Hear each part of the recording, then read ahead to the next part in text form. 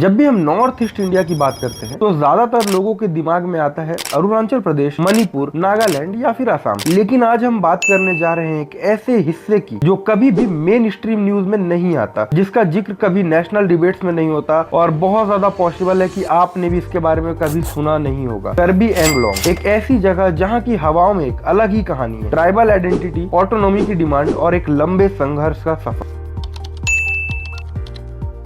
करबी एंगलोंग असम का सबसे बड़ा डिस्ट्रिक्ट है, लेकिन आपको ये जान के हैरानी होगी कि ये एरिया साइज में गोवा से भी ज्यादा बड़ा है। ये रीजन नॉर्थ ईस्ट इंडिया के ट्राइबल बेल्ट में पड़ता है, जहाँ करबी, दिमासा, बोडो जैसे ट्राइब्स रहते हैं। यहाँ डेंस फॉरेस्ट है और ये रीजन बायोडाइवर्सिटी हॉटस्पॉट भी माना जाता है।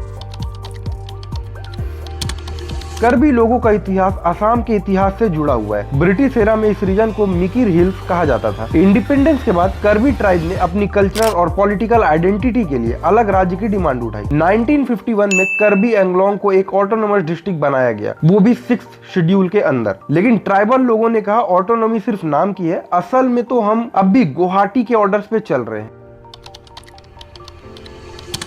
करबी लोगों का कहना है कि उनकी आइडेंटिटी और उनका रिसोर्स दोनों ही निगलेक्ट किए जा रहे हैं। इसी वजह से करबी एंगलोंग को अलग राज्य बनाने की डिमांड बढ़ती गई। दीमराजी और करबी एंगलोंग स्टेटहुड मूवमेंट जैसे स्लोगन्स उठाने लगे। कई बार वायलेंट प्रोटेस्ट भी हुए, बसेस जलाई गई, शहर को बंद किया गया और स्टेट गवर्नमेंट से टकराव बढ़ता ही चला गया।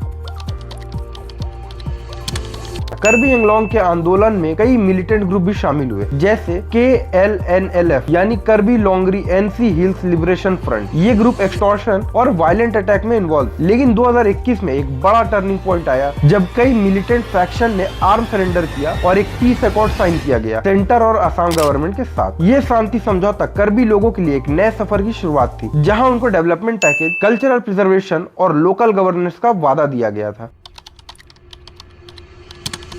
आज करबी एंगलोंग में पीस तो है, लेकिन सवाल ये है क्या सच में विकास हुआ है? नक्सलिज्म और एथनिक क्लैशेस बंद जरूर हुए हैं, लेकिन हेल्थ केयर, एजुकेशन और एम्प्लॉयमेंट अब भी बहुत पीछे हैं। करबी लोग कहते हैं कि पीस अकॉर्ड में दिए गए प्रॉमिस अभी तक पूरे भी नहीं हुए हैं।